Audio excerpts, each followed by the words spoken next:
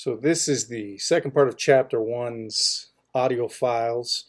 We are now going to deal with the discussion of the three ethical philosophers, or the three philosophers you're going to get introduced to in this section that the writers of the textbook believe kind of help illustrate or give you a better understanding or perspective on ethics and morality from a Christian mindset.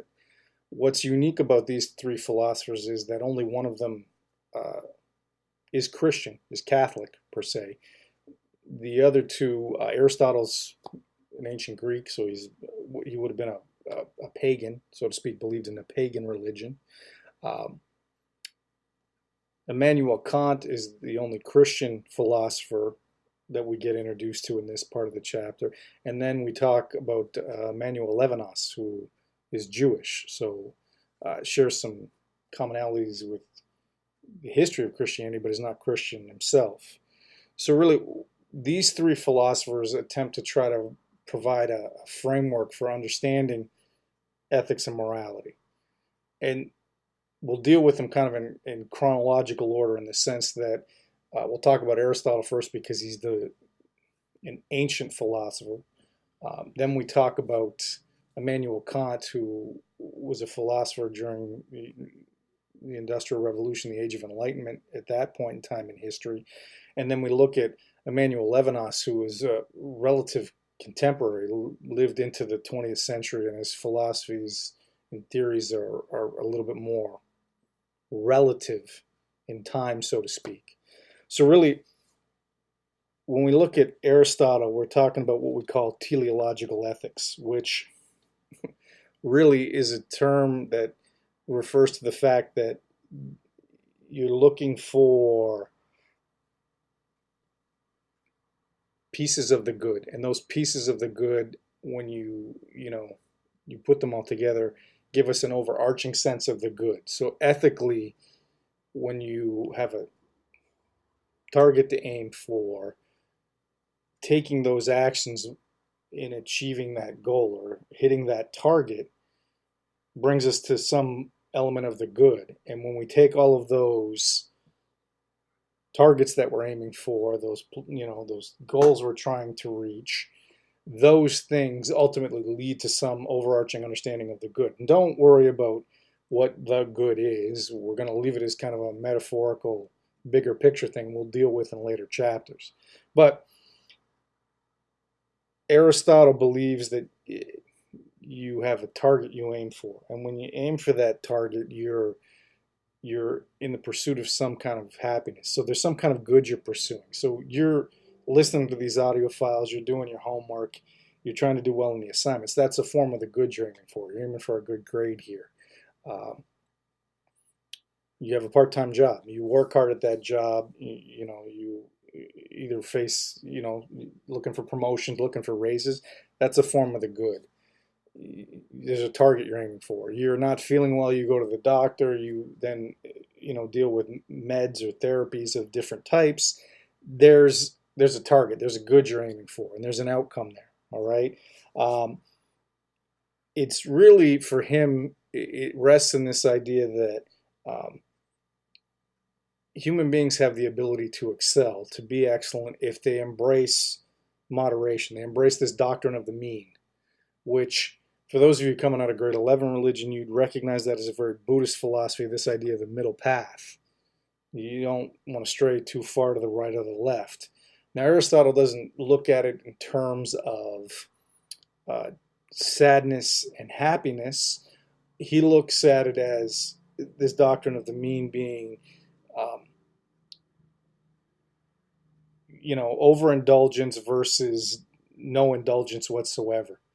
And that in life, if we stick to moderation in what we consume, moderation in how we approach this course, your studies, moderation in how we would physically exercise, moderation in how we, mentally stimulate ourselves, those kind of things then produce what he believes is a person that's going to have an easier time working from an ethical standpoint and acting morally. All right. That then kind of spills into Immanuel Kant, who lived in the 18th century, bridged the 18th into the 19th century, if you will. Um, Now, for Kant, we get into what we call deontological ethics. And deontology is really uh, about recognizing that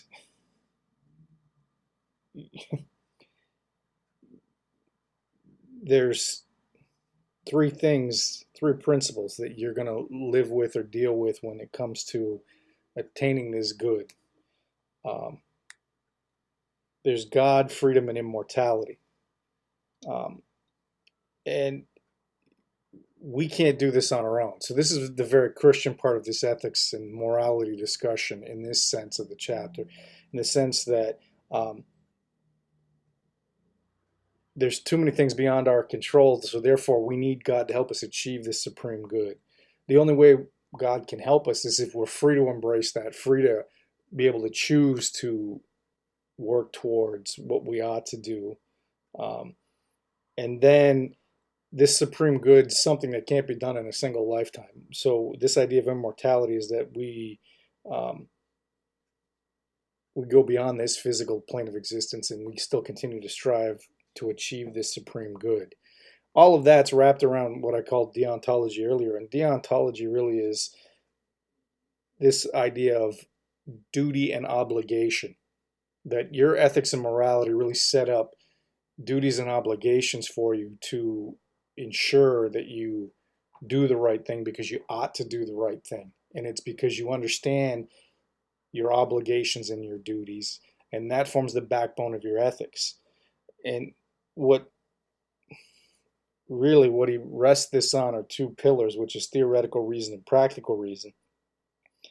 Um, Theoretical reason is really the laws of nature and how those laws govern human behavior. Uh, Practical reason for him is that moral dimension. Um, so practical reason is we can come to understand what we ought to do. Theoretical reason is seeing what people actually do, the result of their actions. Practical reason for him is trying to understand what we ought to do. Okay, so for him, the person's not an ends or is an end and not a means. So it's not for him really. We can't just use people. We need to recognize that we have to understand the fact that there are natural laws that govern what we do, natural laws that govern our behavior. And because of that, that sets up in practical reasoning obligations and duties that we should follow through on, and therefore that's going to allow us to achieve this good, the supreme good, and that in turn is what is the ethical recognition. Practical reasoning, what we ought to do influences what we actually do. Okay, so for him it's really about duty and obligation. We then move to our third and final philosopher, or Emmanuel Levinas or Levinas, really tomato tomato, however you want to pronounce it. Uh, he lived in the 20th century. Uh, his philosophy is really somewhat different from Kant and Aristotle's philosophies in the sense that his philosophies were directly influenced from being a Holocaust survivor, losing his family to the Holocaust and being the survivor, which created for him um, kind of a, a ongoing discussion with what Western philosophy really was, and the fact that for him it's not rooted in some kind of reason theory, the doctrine of the mean, human excellence. For him, it's what we call relational or relationship ethics, and that relationship really rests on how we connect with human beings when we see them. So we make eye contact with people, we see their faces, and each face is a minute puzzle piece of what for him God is, or Yahweh is, because he was Jewish. And each experience we have in meeting a person gives us another snapshot of who or what God is. So in other words, it's our faces that call on the ethical and moral in the person that meets us. When we meet people, that face calls on us to have an ethical and moral component to it that we need to be cognizant of, recognize every time we meet somebody. And because of that, for him, that's what drives your ethics. That's what drives your need to understand what's right or wrong and act on it, because of who you see, who you meet. And to be honest with you, when you look at the world that we live in, that's not in a direct ethical and moral sense, but that's exactly how we advertise to people. Like, we're trying to really get somebody to be charitable. A lot of companies and people dealing with and groups that do work in developing nations, what do you see? You see the faces of children. You don't see the faces of adults. You see the faces of children, because they're hoping to elicit some kind of ethical response from you that's then going to dictate a certain moral action. And what they're hoping is you're going to see these kids suffering. That's going to chime in with you. Well, that's not right for a kid to suffer. Therefore, you're going to turn around and take that moral action of, quote unquote, donating money or adopting a child, etc. It's kind of basic. It's basically a pull on your humanity, if you will. But it's that face that is ethical. It's that face that drives what we have to do and what we have to be responsible for, because we have to be responsible for one another. That's born out of his experiences with the Holocaust, is the need for humanity to be responsible for one another. And how was that done? And I mean, go through your history books. What's so heart-wrenching and gut-wrenching about the Holocaust is the thousands of photos of people in various states of suffering as a result of what they had to deal with. The interviews you see with people post the Holocaust, survivors.